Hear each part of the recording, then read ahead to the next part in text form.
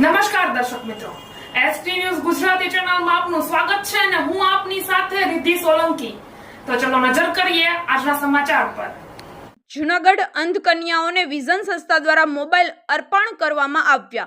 જૂનાગઢની જાણીતી સેવા સંસ્થા પ્રજ્ઞા ચેરિટેબલ ટ્રસ્ટ સંચાલિત અંધ કન્યા છાત્રાલયની 18 પ્રજ્ઞાચક્ષુ દીકરીઓને વિઝન ચેરિટેબલ સર્વિસ સોસાયટીના પ્રજ્ઞાચક્ષુ ભાર્ગવભાઈ વઘાસિયા મેંદરડા દ્વારા મોબાઈલ અર્પણ કરવામાં આવેલ હતા, જેમાં ભાર્ગવભાઈ વઘાસિયાએ જણાવેલ કે હાલ ટેકનોલોજીની સાથોસાથ આધુનિકતાનો સમન્વય હોય, આથી પ્રજ્ઞાચક્ષુ બહેનોને આ મોબાઈલ આશીર્વાદરૂપ સાબિત થાય છે। મોબાઈલની અંદર એક ખાસ એપ આવે છે જે અંધ કન્યાઓને મદદરૂપ થશે।